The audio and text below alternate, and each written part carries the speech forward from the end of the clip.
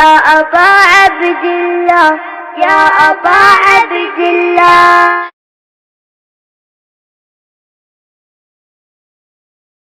سیدہ عروسہ فاطمہ بنت سید ناصر حسین سیدی زوجہ سید حسن رضا زیدی فاطمہ. بسم اللہ الرحمن الرحیم. الحمد للہ رب العالمین الرحمن الرحیم مالک یوم الدین ایاک نعبد و ایاک نستعین اهدنا الصراط المستقیم صراط الذین انعمت علیہم غیر المغضوب علیہم ولا الضالین برحمتک یا ارحم الراحمین. صلوات علی محمد و آل محمد.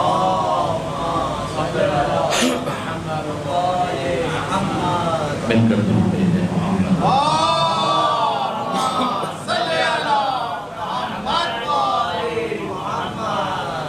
اعوذ باللہ من الشیطان اللعین الرجیم. بسم اللہ الرحمن الرحیم. الحمد للہ رب العالمین والصلاة والسلام علی اشرف الانبیاء والمرسلین سیدنا و مولانا ابی القاسم محمد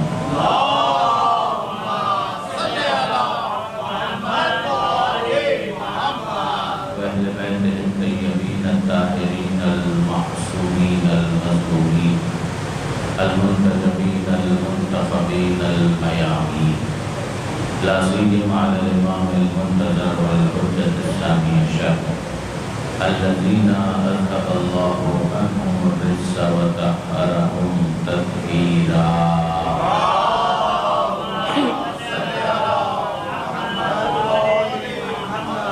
واللعنة الدائمة الباقية على أعدائهم أجمعين من يوم ظلمهم إلى قيام يوم الدين. أما بعد فقد قال الله سبحانه وتعالى في القرآن الحكيم بسم الله الرحمن الرحيم أينما تكونوا يدرككم الموت ولو كنتم في بروج مشيدة. صلوات على محمد.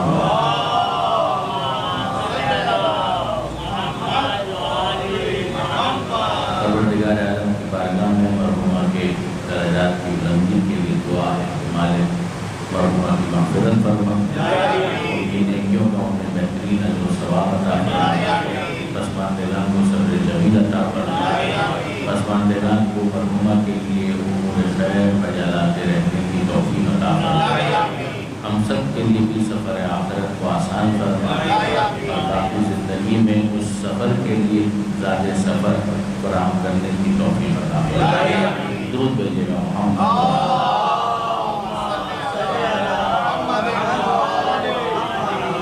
قرآن مجید کا ایک نام ہے ذکر.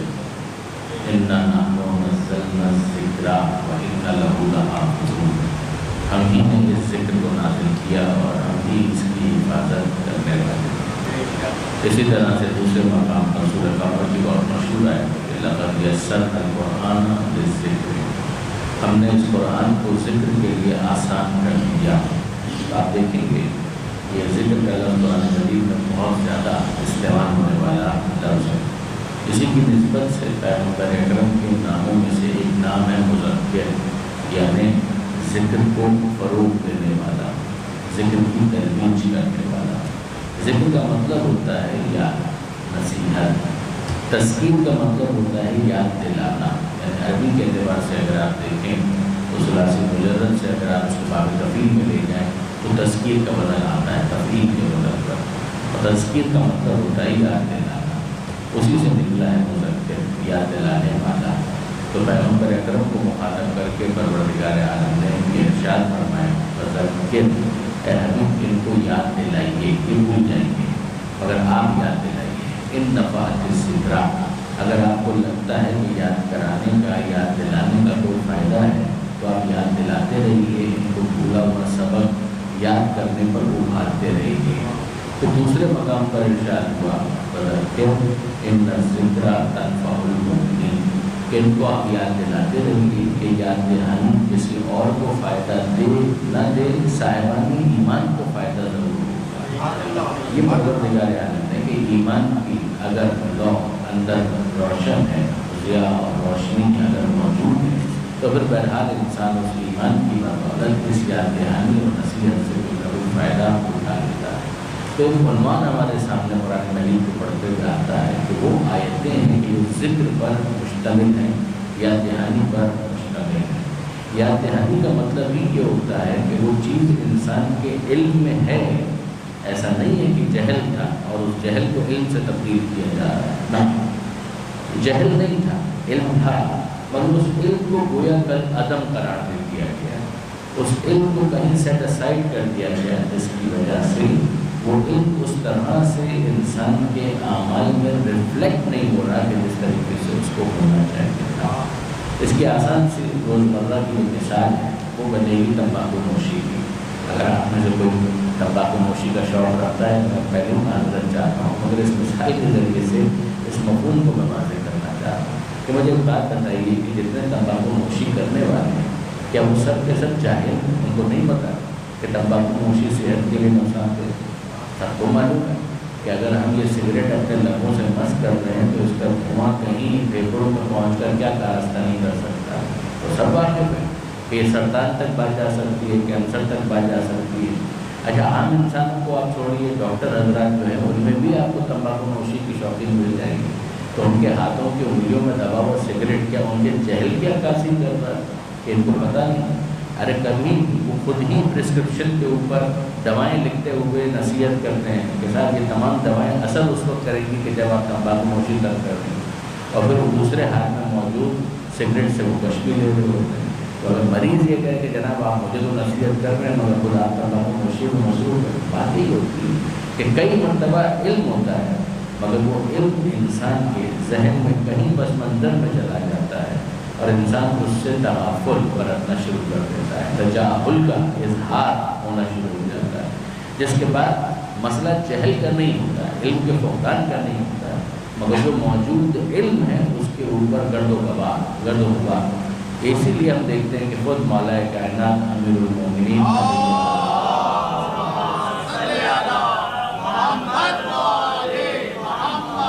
بعثت انبیاء کا ایک مقصد بیان کرتے ہوئے مولا کائنات نے یہ تعبیر استعمال کی کہ انبیاء بہت کچھ کرتے ہیں، ایک مقصد یہ ہوتا ہے کہ لیسیروا دفائن العقول، کہ جو انبیاء آتے ہیں تو انبیاء کا ایک کام یہ ہے کہ جو عقل پر موجود گرد و غبار، جو عقل کے خزائن، جو عقل کے دفینے، جو عقل کے گوہر آبدار، مگر مسئلہ یہ ہے کہ ان کے اوپر اتنی مٹی پڑی ہوئی ہے کہ جس کی وجہ سے وہ گوہر چمکتا وہ نظر نہیں آتا، اس کی جو پالش ہے وہ ختم ہو کر رہ گئی ہے۔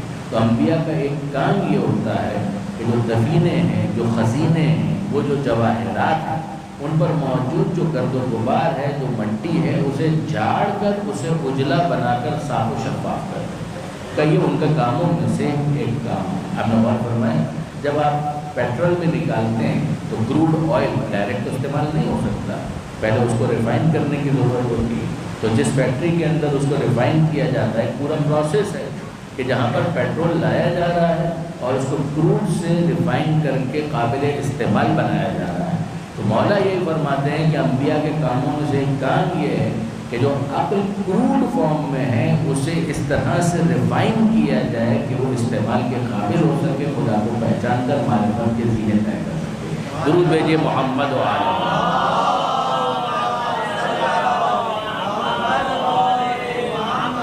اور یہ بنیادی تمہیدی بات ہو گئی۔ اب اس کے حوالے سے اگر آپ دیکھیں تو ہمیں سمجھ میں آیا کہ کچھ ایسی باتیں ہوتی ہیں کہ جن کو ذکر سے تعبیر کیا جاتا ہے، تذکیر سے تعبیر کیا جاتا ہے، یاد دہانی سے تعبیر کیا جاتا ہے۔ انسان بھولا بیٹھا ہوتا ہے، اسے جھنجھوڑا جاتا ہے، بیدار کیا جاتا ہے، تنبیہ کی جاتی ہے اور بھولا ہوا سبق اسے یاد کروایا جاتا ہے۔ انہی موضوعات میں سے ایک موضوع ہے موت کا۔ دنیاوی اعتبار سے میں نے چند مثالیں آپ کی خدمت میں عرض کی، مگر موت یہ ایسا ہی ایک موضوع ہے۔ ہم میں سے کون ہے جو اس بات سے واقف نہیں ہے کہ ہمیں موت آنے والی ہے؟ ہم سب جانتے ہیں کہ جو سانس لے رہا ہے اس کی سانس کی ڈور بہرحال منقطع ہونے والی ہے۔ یہ دم آخری دم ثابت ہو سکتا ہے، یہ ہو سکتا ہے کہ ہم اگلی سانس نہ لے پائیں، یہ بھی معلوم ہے کہ بالآخر جو اس دنیا میں آیا ہے اسے اس دنیا سے جانا. ماضی میں جو آئے تھے وہ چلے گئے، جن کے ایصال ثواب کے لیے ہم بیٹھے ہیں. اس وقت جتنے افراد ہیں وہ بھی بالآخر چلے جائیں گے. خدا کرے کہ ایصال ثواب کے لیے آنے والوں کو توفیق ہو، اور جو آنے والے ہیں وہ بھی بالآخر اس دنیا کے خاتمے سے پہلے یا اس دنیا کے خاتمے کے ساتھ اس دنیا سے چلے جائیں گے. یہ تو ہم سب جانتے ہیں واقعہ. مگر مسئلہ یہی کہ اسلام اور قرآن نے اپنا منشور بنا لیا ہے کہ جناب ہمیں بھی معلوم ہے کہ تمہیں معلوم ہے کہ یہ ہونے والا ہے، مگر تمہارا عمل یہ نہیں بتا رہا ہے کہ تمہیں اس بات کا یقین ہے. ایسا لگ یہ رہا ہے کہ سبھی کو موت آنے والی ہے تمہارے سوا. تو جب یہ کیفیت ہے تو اس کا مطلب کیا ہے کہ جو موجود علم ہے وہ کہیں پس منظر میں چلا گیا. تو جو پس منظر میں چلا گیا اسے پیش منظر بنانا، اسے نمایاں کرنا، اسے اتنا واضح کرنا کہ انسان کے پیش نظر مستقبل کی تصویر ہمیشہ رہے کہ بالآخر مجھے وہاں پہنچنا ہے. یہ وہ معقول وجہ ہے کہ جس کی وجہ سے پروردگار عالم قرآن مجید کے اندر بار بار یہ سبق یاد دلاتا ہے. نہج البلاغہ آپ پڑھتے چلے جائیں، آپ کو امیر المومنین کے مضامین جو انہوں نے بیان کیے اس کے اندر سر فہرست یہ موضوع نظر آئے گا. صحیفہ کاملہ آپ پڑھتے چلے جائیے، چوتھے امام نے دعاؤں کے ذریعے سے جو بات سمجھائی ہے اس میں سر فہرست یہ بات کہ انسان اپنے مستقبل کی فکر کرے اور نادان نہ بنے کہ بالآخر جانا ہے. اب وہ اچھے انداز سے جائے یا برے انداز سے جائے، بہرحال اس پلین نے ٹیک آف تو کرنا ہے. درود بھیجے گا محمد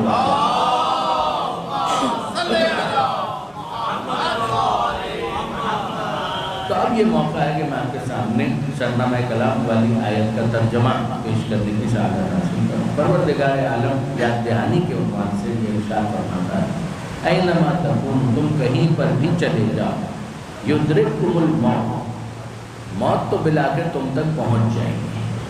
یعنی تمہارا کہیں چلے جانا تمہیں موت سے دور نہیں کرے گا. وہ جب آنی ہے تب آ جائے گی. فرشتہ موت کو کوئی چیز روک نہیں سکتی. وَلَوْ كُنْتُمْ فِي بُرُوجٍ مُشَيَّدَةٍ، چاہے موت کے مقابلے میں تم مضبوط قلعوں میں پناہ حاصل کرنے کی کوشش کرو. بُرُوجٍ مُشَيَّدَةٍ، بروج برج کی جمع ہے. برج یعنی ٹاور، برج یعنی قلعہ. آج بھی امارات کے اندر جو بہت بڑی عمارت ہے اس کے لیے یہی لفظ استعمال ہوتا ہے، برج خلیفہ. تو برج یعنی بڑی عمارت، بڑا ٹاور، بڑا قلعہ.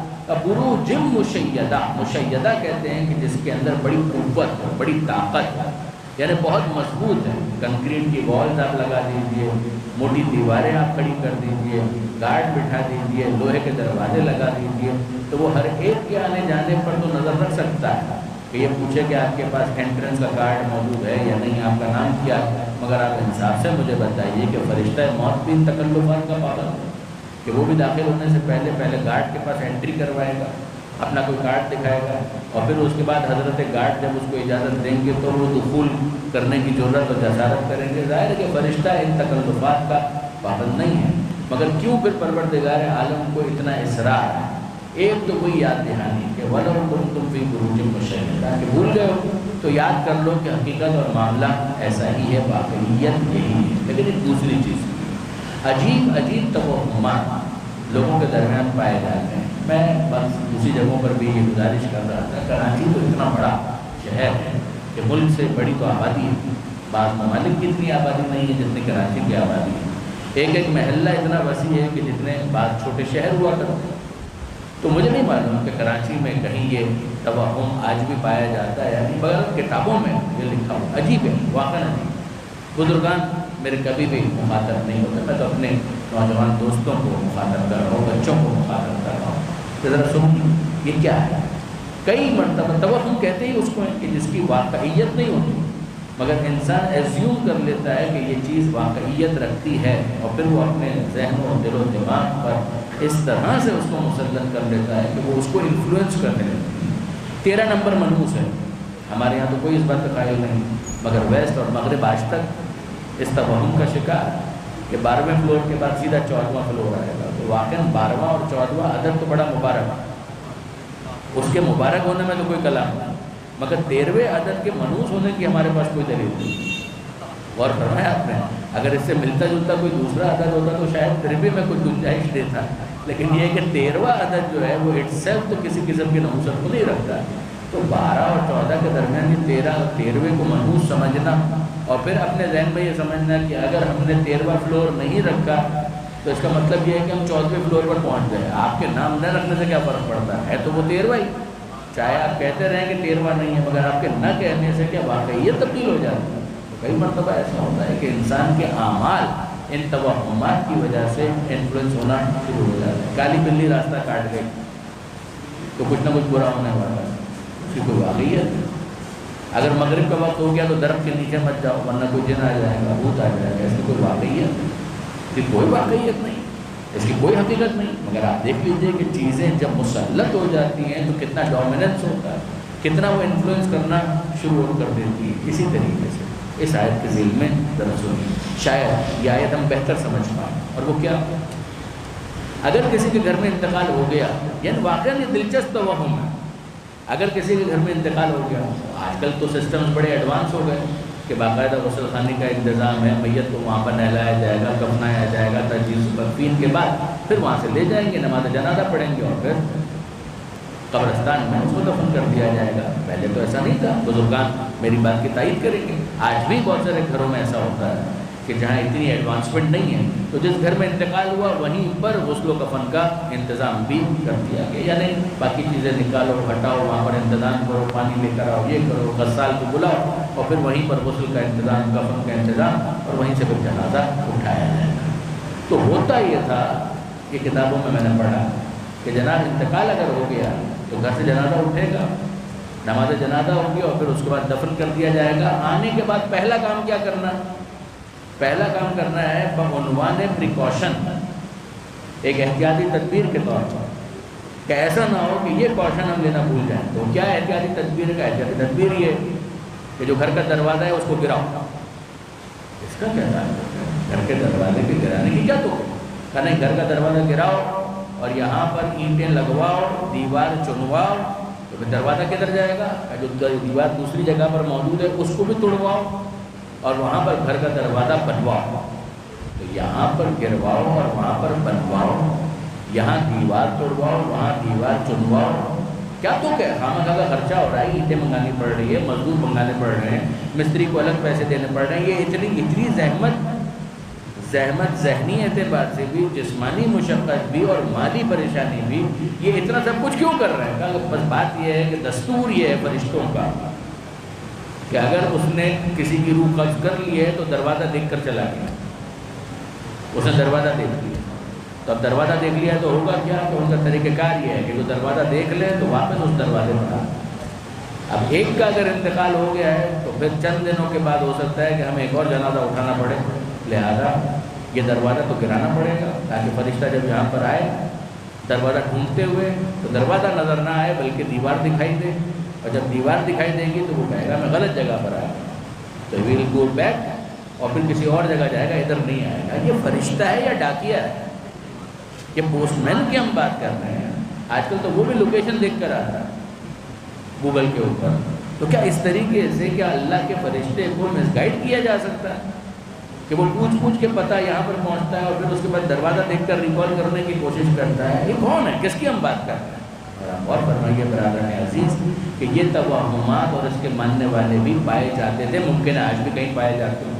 اب پروردگار عالم کی یہ آیت زیادہ بہتر سمجھ میں آتی ہے تو خدا بندہ مطالب فرماتا ہے کہ ان چکروں میں پڑے ہوئے ہو کہیں پر بھی چلے جاؤ، جب موت کے فرشتے نے آنا ہے تو وہ آئے گا بھی، روح قبض کر کے جائے گا بھی. چاہے تم مضبوط قلعوں میں پناہ گزین ہو جاؤ مگر یاد رکھنا ہر ایک سے بچ سکتے ہو، فرشتہ موت سے بچنے کا کوئی امکان نہیں ہے. درود بھیجیے محمد و آل محمد.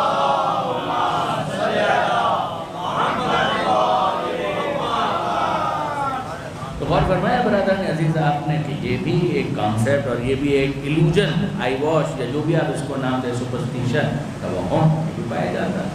اب میں آپ کی خدمت میں اسی آیت کے ذیل میں ایک بات اور گزارش کرنا چاہوں گا. مجھے ایک بات بتائیے، میرے بچے میرے نوجوان دوست اگر خاص طور پر توجہ کر پائیں، یہ پناہ کی ضرورت کب پیش آتی ہے؟ پروردگار عالم خود کہہ رہا ہے وَلَوْ كُنْتُمْ فِي بُرُوجٍ مُشَيَّدَةٍ، مضبوط قلعوں میں تم پناہ گزین ہو جاؤ، وہاں پر بھی موت آ جائے. مگر یہ پناہ گزین کیوں ہو جائے؟ وہاں پر وہ شیلٹر، وہ پروٹیکشن، یہ ہائیڈ اینڈ سیک کیوں ہو رہا ہے؟ یہ کیوں پناہ کی تلاش میں ہے؟ پناہ کس کے مقابلے میں حاصل کی جاتی ہے؟ غور کیجیے گا، کچھ عرض کرنا چاہ رہا ہوں. کہ پناہ کس کے مقابلے میں حاصل کی جاتی ہے، کوشش کی جاتی ہے؟ جب انسان کسی چیز کو مصیبت سمجھتا ہے تو اس مصیبت کے مقابلے میں وہ پناہ کا متلاشی ہوتا ہے. ایسا ہے یا نہیں؟ یہ ہماری نفسیات ہے، ہمیں بنایا اس طرح سے گیا ہے کہ جس چیز کو ہم مصیبت اور مشکل سمجھتے ہیں تو اس مصیبت کے مقابلے میں ہمیں ایک پناہ کی ضرورت ہوتی ہے. اچھا، آپ اس کو پھیلاتے چلے جائیے تو کتنی مثال بن جائے گی. میں لائٹر نوٹ پر ایک مثال گزارش کرتا ہوں. میرا اندازہ ہے کہ مجلس میں خواتین بھی شریک ہیں، درست ہے؟ تو میں خواتین سے پہلے ہی معذرت کر لوں، جو مثال دینے جا رہا ہوں شاید ان کو اتنی پسند نہ آئے. درود بھیجیے گا محمد.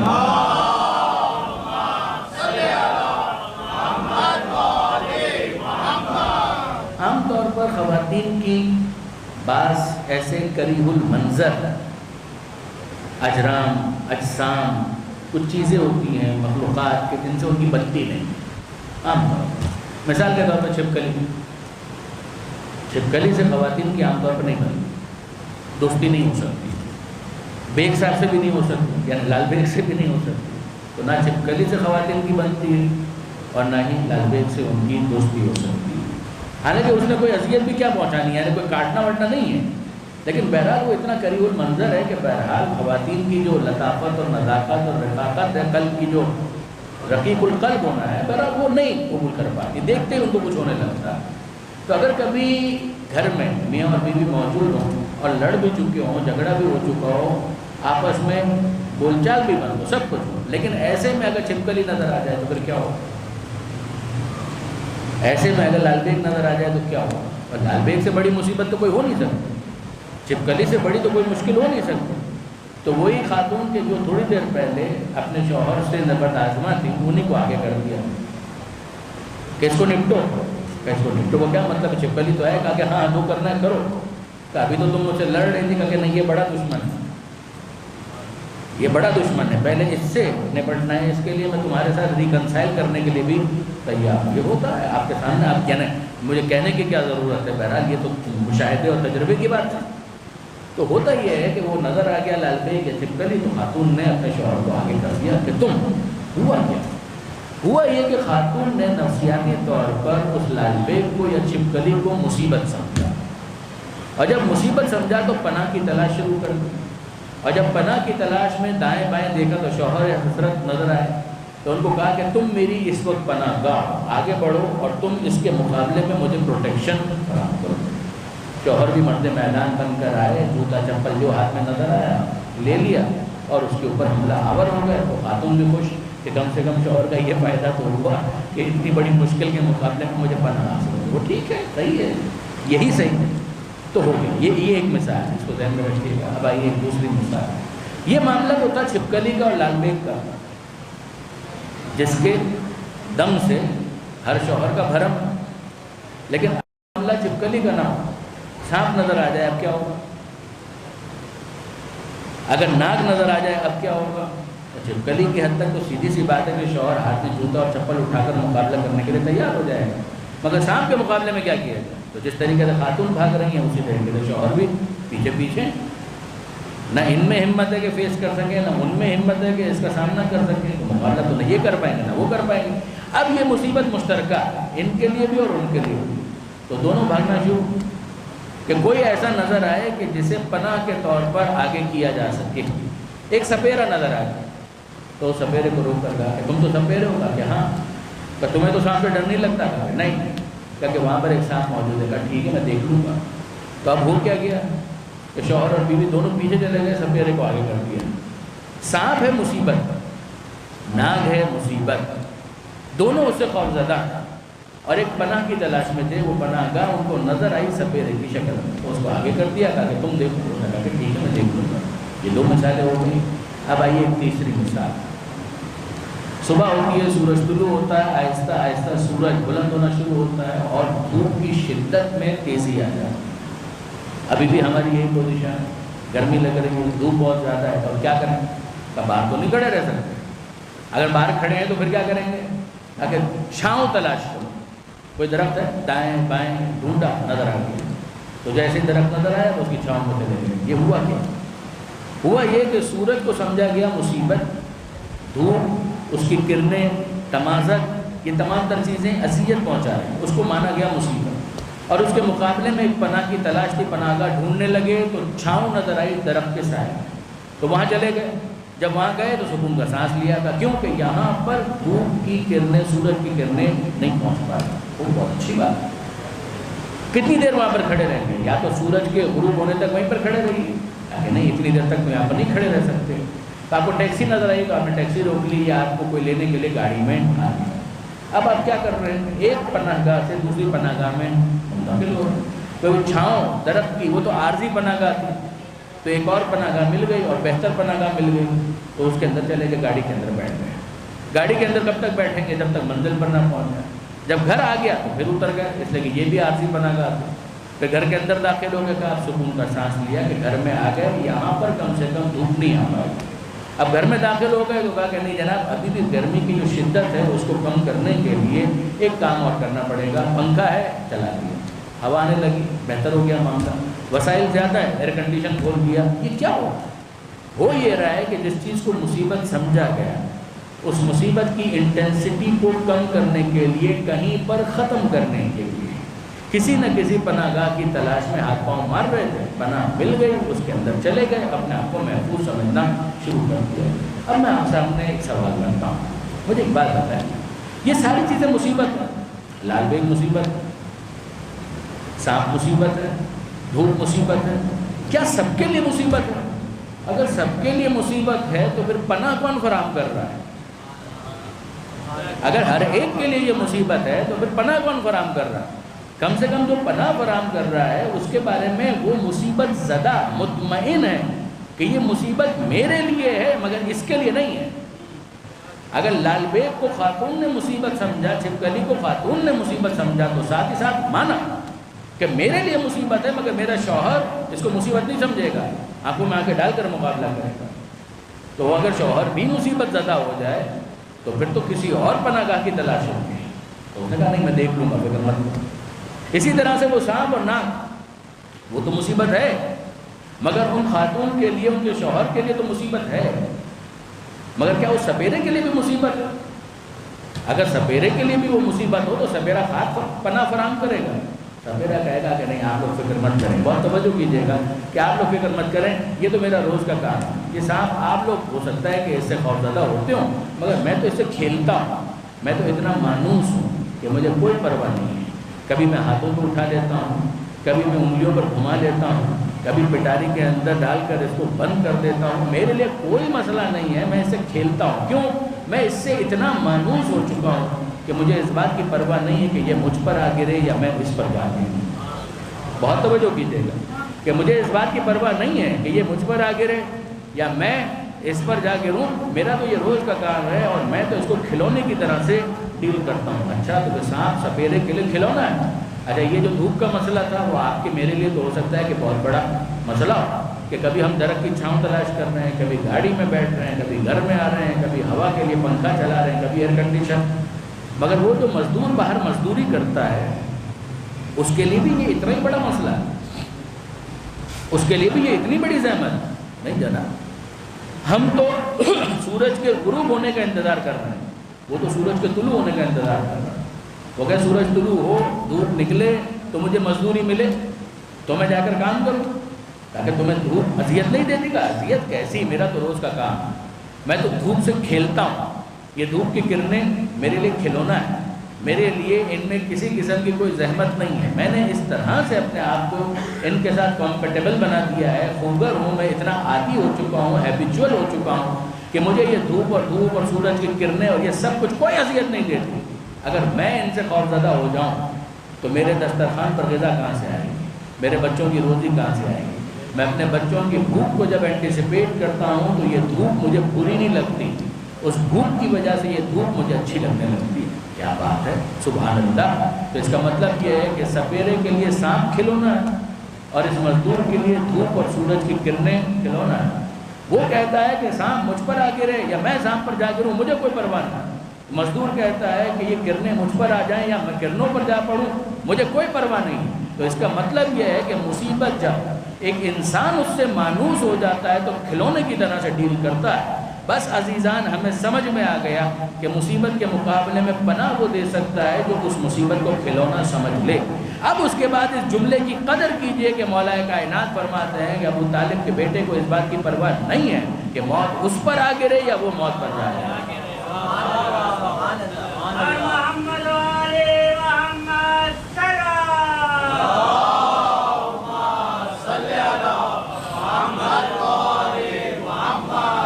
ابو طالب کے بیٹے کو اس بات کی پرواہ نہیں ہے کہ موت اس پر آ گرے یا وہ موت پر جا گرے، اس لیے کہ میں اتنا مانوس ہوں موت سے کہ جتنا بچہ، یعنی یہ تعبیر علوی ہے، میں اتنا مانوس ہوں موت سے کہ جتنا بچہ، چھوٹا بچہ، دودھ پیتا بچہ اپنی ماں کے فطری ذخیرہ غذا سے اتنا مانوس وہ بچہ نہیں ہوتا جتنا علی موت سے مانوس ہے۔ یہ جملہ امیر المومنین کا واقعاً فصیح و بلیغ جملہ، کیا تعبیر ہے، کیا تشبیہ ہے، کیا انداز ہے کہ جس کے ذریعے سے اپنی انسیت کو بتایا اور سمجھایا کہ میں موت سے کتنا مانوس اور کتنا قریب بس برابر ہے۔ ہوتا کیا ہے؟ ہوتا یہ ہے کہ یہ قرآن مجید کی آیتیں اور یاد دہانی کا سامان ہے۔ اسی طرح کی ایک آیت اور میں آپ کے سامنے رکھتا ہوں اور اپنی بات کو اختتام کی طرف لے جانے کی کوشش کرتا ہوں۔ درود بھیجئے محمد۔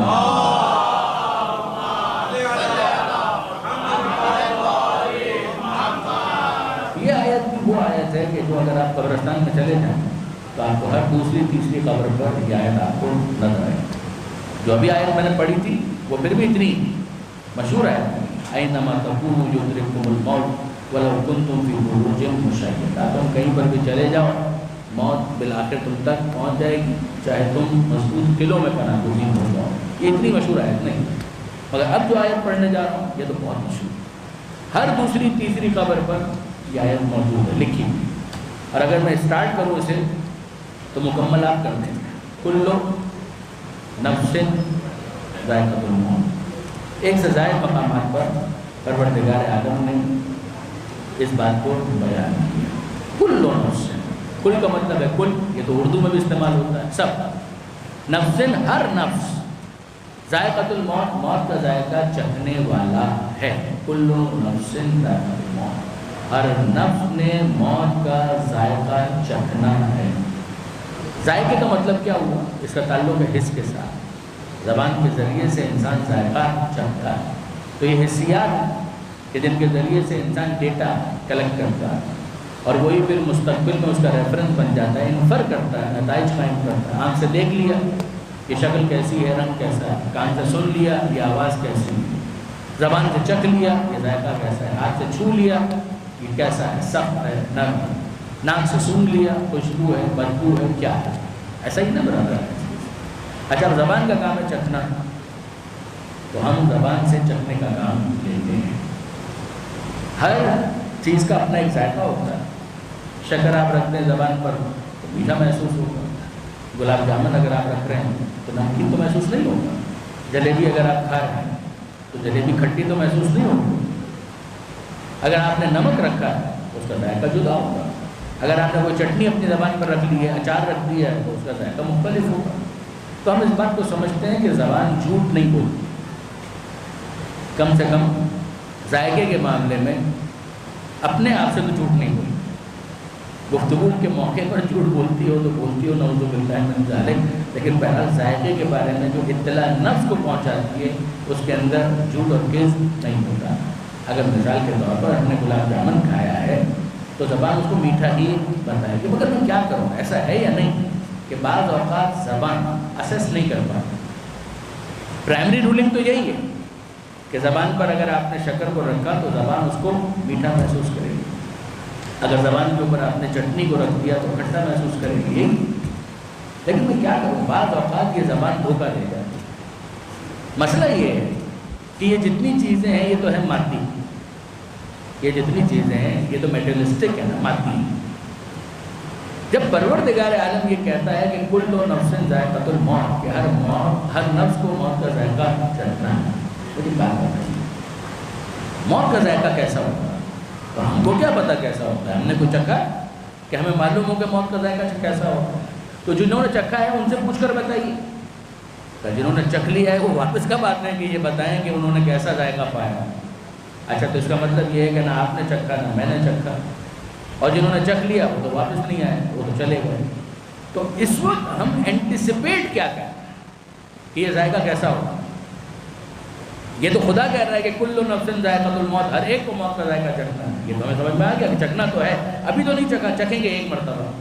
یہ یا تو یہ ہونا کہ ڈبے کے اندر یہ بھی گلاب جامن ہے اور وہ بھی گلاب جامن ہے، تو ایک کو چکھ لیا تو دوسرے کے بارے میں بتا سکوں جب یہ ایسا ہے تو وہ بھی ویسا ہی ہوگا۔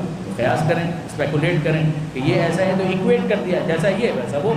مسئلہ یہ ہے کہ اب تک ہم نے چکھا نہیں ہے، جب چکھیں گے تو پھر واپس نہیں آئیں گے۔ جنہوں نے چکھ لیا ہے وہ آگے چلے گئے، تو بتانے والا کون؟ کہ یہ تو پروردگار نے بتایا کہ ذائقہ چکھنا ہے، مگر یہ ذائقہ ہوگا کیسا ہمیں پتہ نہیں۔ لیکن انصاف کی بات یہ ہے کہ چاہے ہم نے نہ چکھا، چاہے ہمیں کسی نے نہ بتایا، جنرل پرسیپشن کیا ہے ذائقہ موت کے بارے میں؟ موت کا ذائقہ عام طور پر تلخ مانا گیا، کڑوا، کریلا وہ بھی کیا کڑوا ہوگا؟ موت جتنی کڑوی ہے اتنی کوئی اور چیز کڑوی نہیں ہو سکتی، اتنی کوئی تلخ شے نہیں ہو سکتی۔ مگر پتہ کیسے چلا؟ نہ میں نے چکھا نہ آپ نے چکھا، تو ہم کو پتہ کیسے چلا کہ اس کا ذائقہ تلخ ہے؟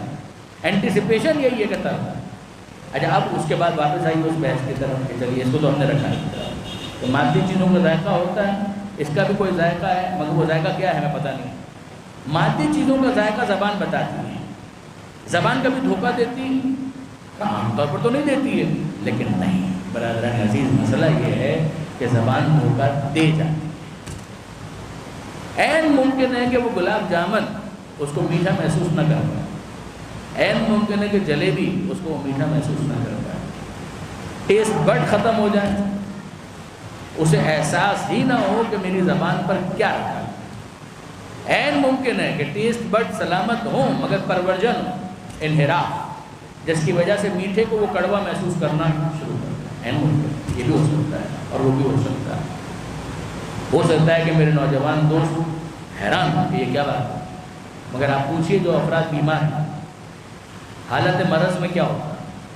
بخار بہت زیادہ ہے، میٹھا بھی اگر زبان پر رکھ دیا تو کڑوا محسوس ہوتا ہے۔ اچھا سب چھوڑیے، یہ کرونا میں کیا ہوا؟ کرونا میں کیا ہوا؟ کرونا کی ایک علامت یہی ہے نا کہ انسان ٹیسٹ نہیں کر پاتا، خوشبو محسوس ہی نہیں ہو رہی، ٹیسٹ محسوس ہی نہیں ہو رہا، یا الٹا ہوا کہ میٹھی چیز رکھی اور کڑوی محسوس ہو رہی ہے۔ تو یہ ہوا کیا؟ زبان تو وہی زبان ہے، گلاب جامن بھی وہی گلاب جامن ہے، دکان بھی وہی دکان ہے، ویسے ہی ڈبہ پہلے آتا تھا، ویسے ہی گلاب جامن پہلے آتا تھا، زبان پر رکھتے تھے میٹھا محسوس ہوتا تھا۔ اب جب زبان پر رکھ رہے ہیں تو میٹھا کہاں، وہ تو کڑوا محسوس ہو رہا ہے۔ تو کیا گلاب جامن بدل گیا؟ نہیں۔ تو دکان بدل گئی؟ نہیں۔ تو جب دکان بھی نہیں بدلی، گلاب جامن بھی نہیں بدلا، تو کون بدل گیا؟ کچھ نہیں بدلا، آپ کا جسم تبدیل ہو۔ جب ایب نارملٹی انسان کے بدن میں آتی ہے تو زبان جج کرنے سے عاری ہو جاتی ہے، میٹھے کو کڑوا محسوس ہوتا ہے۔ اب جتنے رفیق، دوست، اعزاء، اقربا، مہربان، محبت کرنے والے کھڑے ہیں، وہ کہہ رہے ہیں کھائیے کھائیے، آپ کے لیے منگائیے، آپ کو بہت پسند بھی ہے۔ کہا کیا کھائیں؟ کڑوی ہے۔ کہا کہ کیسے کڑوی ہے؟ یہ کڑوی نہیں ہے، یہ میٹھی ہے۔ کہا میٹھی ہے؟ جلیبی میٹھی نہیں ہے بھائی، یہ گلاب جامن میٹھا نہیں ہے۔ کہا ہم کہہ رہے ہیں میٹھا ہے، تو تمہارے کہنے کا کیا اعتبار، تم تو ویسے بھی مذاق کرتے رہتے ہو۔ اچھا مجھے چھوڑیے، یہ بتائیے آپ کو کیسے یقین دلائیں کہ یہ میٹھا ہے؟ کہا دیکھو یہ 2 3 4 افراد جو ہیں ان کے بارے میں جانتا ہوں، اگر یہ گواہی دے دیں کہ یہ میٹھا ہے تو میں مان لوں گا کہ یہ میٹھا ہے۔ آپ نے اس کی گواہی کو کیوں اعتبار دیا؟ انہوں نے کھایا اور کھا کر بتایا کہ ہم بتا دیں کہ یہ میٹھا ہے، وہ صحیح کہہ رہے ہیں یہ میٹھا ہے۔ تو میٹھا ہے مگر میری زبان تو اسے میٹھا محسوس نہیں کر پائی، لیکن تم کہتے تو میں مان لیتا ہوں۔ میرا پھر سوال ہے، آپ ان کی گواہی پر کیوں اعتبار کر رہے ہیں؟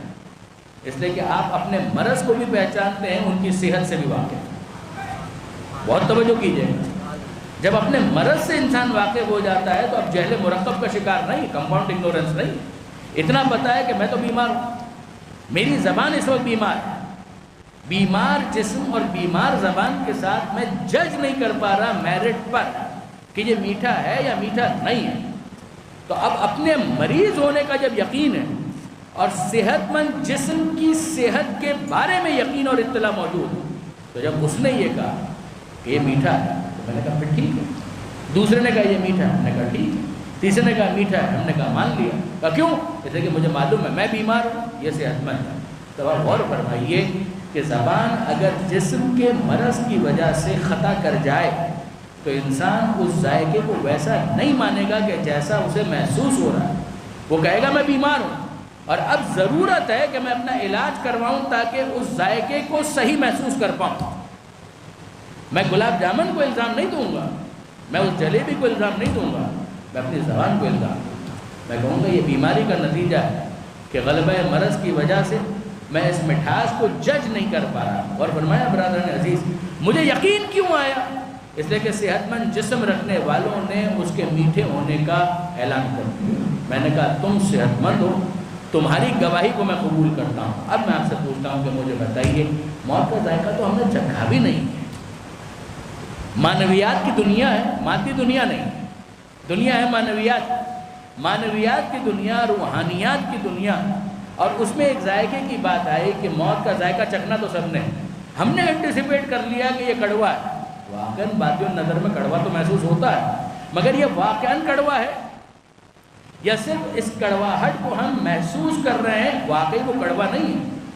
اگر واقعاً وہ کڑوا نہیں ہے تو پھر کڑوا محسوس کیوں ہو رہا ہے؟ جب جسم بیمار ہو تو میٹھا کڑوا محسوس ہوتا ہے, اور اگر روح بیمار ہو تو موت کڑوی محسوس ہوتی ہے. وہاں پر اگر صحت مند جسم رکھنے والوں نے گواہی دے دی کہ یہ میٹھا ہے تو ہم نے اپنے جسم کو مریض مانا, اس چیز کو شیریں جانا. بالکل اسی طریقے سے اگر ہم اپنے روح کے مرض کی وجہ سے موت کو کڑوا محسوس کر رہے ہیں تو ہمیں گواہیوں کی ضرورت ہے کہ کوئی تو ایسا ہو جو صحت مند روح رکھ کر یہ بتائے کہ اس کا ذائقہ کیسا ہے. اگر وہ ہمیں بتا دیں کہ یہ میٹھا ہے تو کڑوا ماننے کی کوئی گنجائش باقی نہیں بچتی. اور یقین جانیے برادران عزیز, دوستوں میں صحت مند جسم رکھنے والے بہت مل جائیں گے, مگر روح کی صحت کے ساتھ اگر کوئی ملے گا تو یا محمد ہوں گے یا آل محمد.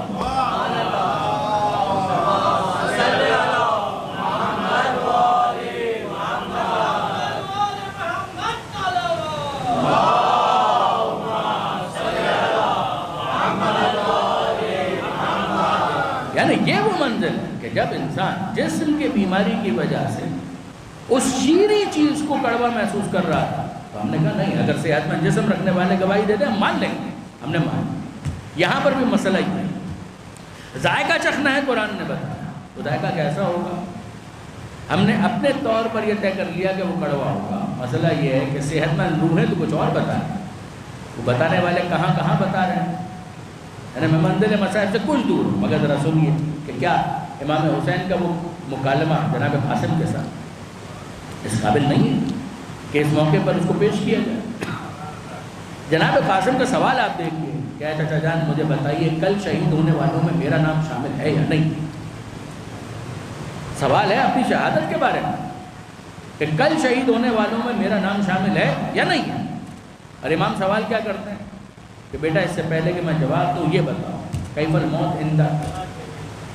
امام نے ذائقے کے بارے میں نہیں پوچھا, غور کیجئے گا, امام نے اوپن چھوڑ دیا کہ تم کوئی بھی تعبیر استعمال کرو اور مجھے بتاؤ. رنگ کے ذریعے سے بھی سمجھا سکتے تھے, آواز کی باریکی اور لہجے کی حلاوت کو بھی پیش کر سکتے تھے, لیکن نہیں. جناب قاسم گویا قرآن کی آیت کی تفسیر کرنا چاہتے. سوال یہ ہے کہ کیف الموت عندہ, اے بیٹا قاسم بتاؤ تم کل شہید ہونے کی بات تو کر رہے ہو, مگر تمہارے نزدیک موت ہے کیسی. اور جیسے ہی پوچھا کہ تمہارے نزدیک موت ہے کیسی, کیفا کیسی, الموت موت اندر تمہارے نزدیک موت ہے کیسے. اب جو جواب دیا ہے وہ جناب قاسم نے موت کے ذائقے کی تشریح کی. وہ قرآن نے کہا تھا کل نفس ذائقۃ الموت, ہر ایک کو موت کا ذائقہ چکھنا ہے. وہ ہم ہیں کہ جو تلخی محسوس کر رہے ہیں, انٹیسپیٹ کر رہے ہیں. اور قاسم بتا رہے ہیں کہ روح جب سلامت ہو تو جواب کیا ہوگا کہ یا امی احلا من العسل, اے چچا جان موت ارے وہ تو شہد سے زیادہ میٹھی ہے. یعنی شہد میں اتنی حلاوت اور مٹھاس نہیں ہے کہ جتنی موت میں مٹھاس اور حلاوت. یہ ہے صحت مند روح کی گواہی, یہ ہے صحت مند روح کی گواہی. یا امی احلا من العسل, اے چچا جان وہ تو شہد سے زیادہ شیریں اور میٹھی ہے. برادران عزیز, اس کے بعد کوئی گنجائش نہیں کہ ہم موت کے ذائقے کو تلخ محسوس کریں, کڑوا محسوس کریں. مسئلہ اگر ہو سکتا ہے تو روح کے مریض ہونے کا مسئلہ ہو سکتا ہے کہ جس کے بعد وہ میٹھے کو تلخ اور کڑوا محسوس کرے. ورنہ جناب قاسم کا یہ جملہ بڑی رہنمائی کرتا ہے، بہت روشنی ڈالتا ہے کہ اس کا ذائقہ کیسا ہے، جینون۔ یہی وہ چیز ہے کہ جس کو آپ تھوڑا سا پھیلا دیں۔ مولا کا وہ جملہ میں عرض کر چکا، کیوں امیر المومنین اتنا زیادہ انکلائنڈ ہے، یعنی ضربت لگنے کے بعد مولا کا یہ جملہ کہنا۔ مفتی جعفر حسین صاحب علی اللہ مقامہ نہج البلاغہ کا جو ترجمہ ہے اس میں وصیت نمبر 23 کو جا کر دیکھیے، وہ جو مولا کائنات کی بہت مشہور وصیتیں ہیں ضربت لگنے کے بعد، وہ اپنے مقام پر اللہ اللہ فی الصلاۃ، اللہ سے ڈرتے رہنا، اللہ سے ڈرتے رہنا نماز کے بارے میں، فإنها أمور دینکم، وہ تمہارے دین کا ستون، اللہ اللہ فی بیت ربکم، اپنے رب کے گھر کے بارے میں، خانہ کعبہ کے بارے میں اللہ سے ڈرتے رہنا، ہندورے کا لم تنازل، اگر اس کو چھوڑ دیا تو تمہارا دنیا میں نشان بھی نہیں ملے گا۔ سمبولک اس کی امپورٹنس ہے، اللہ سے ڈرتے رہنا، اللہ سے ڈرتے رہنا پڑوسیوں کے بارے میں، اتنی تاکید کی تمہارے رسول نے پڑوسیوں کے بارے میں کہ ایسا لگنے لگا تھا کہ شاید میراث میں بھی ان کا کوئی حصہ مقرر کر دیا جائے گا۔ یہ وصیت نامہ بہت مشہور ہے۔ ایک اور جملہ ہے جو امیر المومنین نے اس موقع پر ارشاد فرمایا، جسے نہج البلاغہ میں الگ سے ریکارڈ کیا گیا، اور وہ کیا ہے کہ امیر المومنین نے اپنی کیفیت کو بیان کیا۔ یہ جناب قاسم کے الفاظ ہیں نا، اب ذرا یہ امیر المومنین کے الفاظ پر غور کریں کہ مولا یہ کہتے ہیں کہ میری مثال ضربت لگنے کے بعد اس دنیا سے جانے والا ہوں، مجھے معلوم ہے، اس کے بعد مولا کہہ رہے ہیں میری مثال اس شخص کی طرح سے ہے کہ جو صحرا میں پیاس کے عالم میں پانی کی تلاش میں تھا۔ صحرا، ریگستان، پیاسا، کس چیز کی تلاش میں ہوا؟ پانی کی تلاش میں۔ کہ اگر اس صحرا میں اس پیاسے کو چشمہ آب مل جائے تو وہ کتنا خوش ہوگا۔ مولا کہہ رہے ہیں کہ اگر صحرا میں، ریگستان میں کسی پیاسے کو عالم پیاس میں چشمہ آب مل جائے تو وہ کتنا خوش ہوگا۔ کہ پانی ملنے پر اسے اتنی خوشی نہیں ہو سکتی جتنی علی کو اس وقت خوشی ہوئی کہ میں عاشق ہوں، اپنے معشوق سے ملنے جا رہا ہوں، میں اپنے محبوب سے ملنے جا رہا ہوں، میں لقاء اللہ کی منزل پر ہوں، میں اپنے پروردگار سے ملاقات کے لیے جا رہا ہوں۔ کہ اتنی اس پیاسے کو خوشی نہیں ہو سکتی کہ جتنی اس وقت علی کو خوشی ہے۔ یہ ہے موت کے ذائقے کی تشریح، وہ جناب قاسم کے الفاظ میں، یہ مولا کائنات کے الفاظ، یہ ہے اس ذائقے کی تشریح۔ بے شک حسن اور حسین احساس یتیمی کریں گے، ماتم کریں گے، جناب زینب اور ام کلثوم اپنے بابا کی جدائی کو درک کریں گی، آنسو بہائیں گے۔ ماننے والے شیعہ علی جب امیر المومنین کی شہادت کو سنیں گے، ان کی جدائی کا احساس ہوگا، غم بھی کریں گے، عزاداری بھی منائیں گے، یہ بالکل صحیح ہے۔ لیکن سوال یہ ہے کہ خود امیر المومنین کی اس وقت کیا کہتی ہے؟ وہ جو اس ذائقے کو محسوس کرتا ہے، وہ یہ کہہ رہا ہے کہ میری کیفیت تو اس شخص کی سی ہے، پانی ملنے پر اسے اتنی خوشی نہیں ہو سکتی کہ جتنی مجھے اس وقت خوشی ہوتی ہے۔ کیا بھول گئے مولا کائنات کو جب پیغمبر اکرم نے ختمی مرتبہ احمد مجتبیٰ محمد مصطفیٰ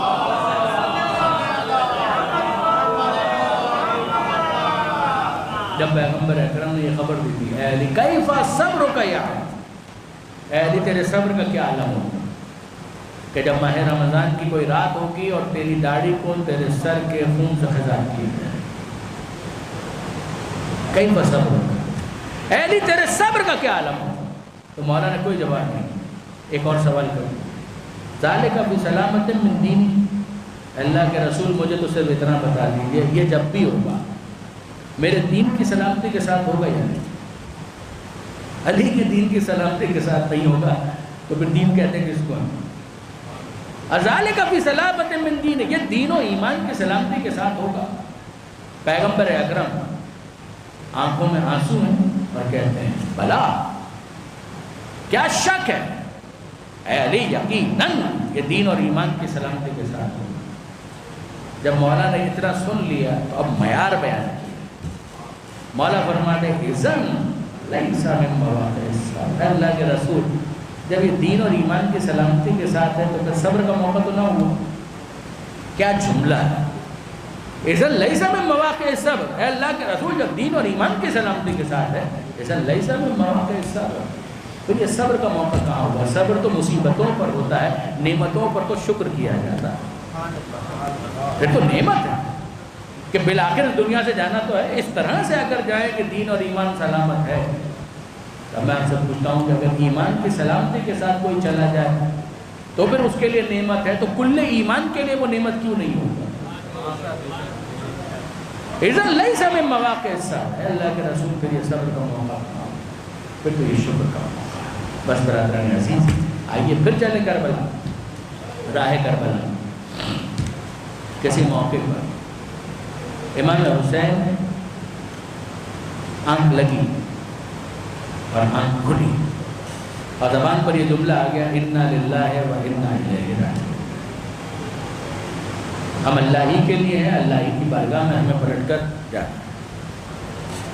جناب علی اکبر سواری کے جانور کھڑے بیٹھے ہوئے، آواز سنی امام حسین کی، ایڑ لگائی اور قریب پہنچے اور کہا بابا اس وقت کلمہ استرجاع کہنے کی کوئی خاص حکمت، کوئی مسئلہ ہے؟ کہا کہ ہاں بیٹا، ابھی خواب میں نے دیکھا کہ کوئی ندا صدا لگا رہا ہے کہ یہ قافلہ تو جا رہا ہے اور موت اس کے پیچھے پیچھے رواں روا ہے۔ اے بیٹا علی اکبر میں سمجھ گیا کہ یہ ہماری شہادت کی خبر دی جا رہی ہے، ذائقہ۔ تو جناب علی اکبر نے پوچھا اولسنا علی الحق، کیا بابا ہم حق پر نہیں ہیں؟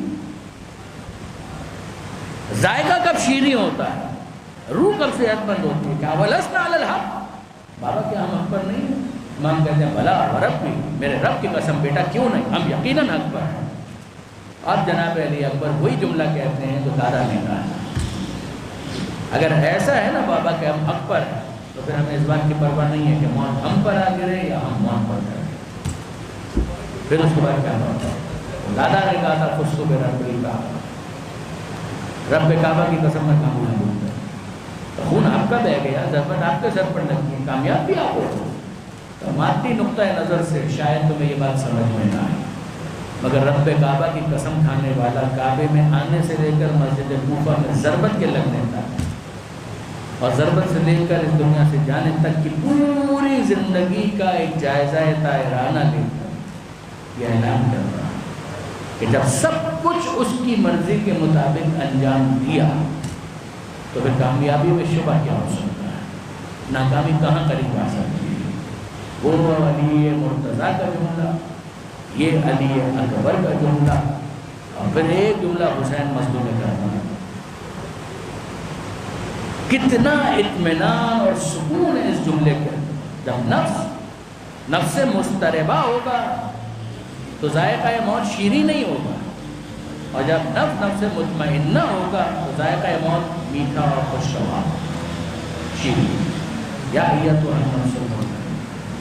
یعنی اس موقع پر یقین جانیے برادران عزیز کہ میرا دل کچھ اور چاہ رہا ہے، لیکن نہیں، بات جہاں آ گئی یہیں پر ختم کرنا چاہوں گا۔ ذرا اندازہ کیجیے رخصت آخر کے بعد حسین مظلوم جب زوجنا پر سوار ہے اور حملے پر حملہ کرنا ہے، تو امام مظلوم کے الفاظ کیا؟ علامہ رشید ترابی علی اللہ مقامہ وہ اس طرح سے بیان کیا کرتے تھے کہ حسین نے حملہ کیا اور یہ کہہ کر حملہ کیا اب بھوکے کی جنگ دیکھو، کب پیاسے کی جنگ دیکھو، اب اس کی جنگ دیکھو جس کا 18 برس کا علی اکبر مارا، اب اس کی جنگ دیکھو جس کا 32 برس کا بھائی عباس مارا گیا۔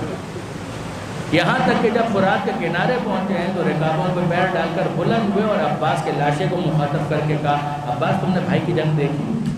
جب تم میدان میں لڑ رہے تھے تو میں مرحبا کہہ رہا تھا، کیا تم اپنے بھائی کو مرحبا نہیں کہو؟ لاشہ عباس سے تو کوئی آواز نہیں آئی، مگر خیمے کے پاس ہے زینب کبریٰ نے کہا مرحبا یا ابن رسول اللہ، اے فرزند رسول کیا کہنا، تیری ماں جائی قربان تیری اس لڑائی پر کہ کس طرح سے شجاعت کا مظاہرہ کیا ہے آپ نے میدان میں جا کر، مرحبا یا ابن رسول اللہ۔ عجیب ایک جملہ فضہ نے کہا، اے شہزادی آپ مجھ سے پوچھا کرتی تھی نا کہ میرا بابا خیبر میں کیسے لڑا، حنین میں کیسے لڑا، بدر میں کیسے لڑا، میں آپ کو بتایا کرتی تھی، مگر بیوی لفظوں میں کہاں وہ شجاعت سمجھ میں آ سکتی ہے۔ آج حسین کی لڑائی کو دیکھ لیجیے، یہ کربلا میں حسین نہیں لڑ رہا، یہ بدر میں علی مرتضیٰ کی تلوار چمک رہی ہے، یہ احد میں ذوالفقار چمک رہی ہے، مگر وہ وقت آ گیا کہ جب فضاؤں کے اندر یہ صدا گونجی، یا ایتھا النفس المطمئنہ، اے نفس مطمئنہ پلٹ آ۔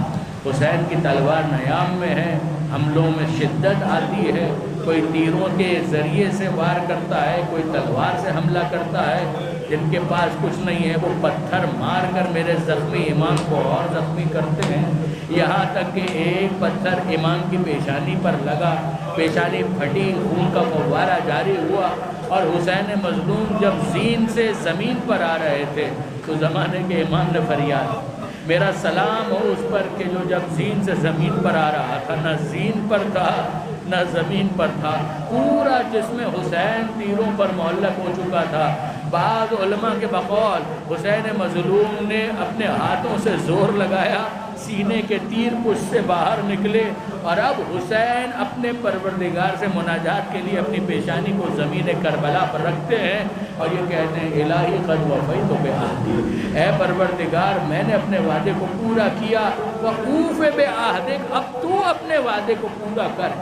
یہ لہجے کا اطمینان، یہ نفس کا سکون، میں نے اپنے وعدے کو پورا کیا، اب تو اپنے وعدے کو پورا کر۔ پھر حسین نے سر نہیں اٹھایا، وہ شمر کا خنجر چلا، وہ صدائیں بلند ہوئی، الا قد قتل الحسین بکربلا، الا قد ذبح الحسین بکربلا، حسین قتل کر دیے گئے، حسین ذبح کر دیے گئے۔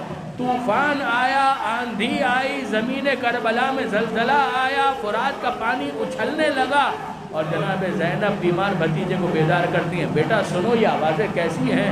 سید سجاد کمر کو تھامے ہوئے جب خیمے کے پردے کو الٹتے ہیں تو آسمان کی طرف دیکھ کر کہتے ہیں السلام علیکہ یا ابا عبداللہ۔ جناب زینب کہتے ہیں بیٹا میرا ماجایا، کہیں زمین گرم پر گرا ہوا ہوگا تو آسمان کی طرف دیکھ کر کسے سلام کر رہا ہے؟ سید سجاد کہتے ہیں پھوپھی اماں، ابھی ابھی بابا کا سر کاٹ کر نوک نیزہ پر بلند کیا گیا ہے، اسی سر کو دیکھ کر کہہ رہا ہوں السلام علیکہ یا ابا عبداللہ۔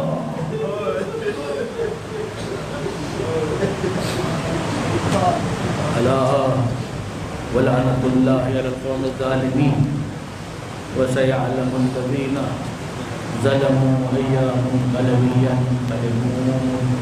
بار الہ اس قریب توسل قبول فرما، مرحومہ کے درجات کو بلند فرما، مرحومہ کی نیکیوں کا انہیں بہترین اجر و ثواب عطا فرما، اگر کچھ کوتاہیاں ہو گئی ہوں تو مرحومہ کی مغفرت فرما، اے مالک اس کو ورثہ کو پسماندگان کو صبر جمیل عطا فرما، پسماندگان کو مرحومہ کے لیے امور خیر بجا لاتے رہنے کی توفیق عطا فرما۔ اے مالک تجھے واسطہ محمد و آل محمد کا ہم سب کے لیے سفر آخرت کو آسان فرما، باقی زندگی میں اس سفر کے لیے زیادہ سفر فراہم کرنے کی توفیق عطا فرما۔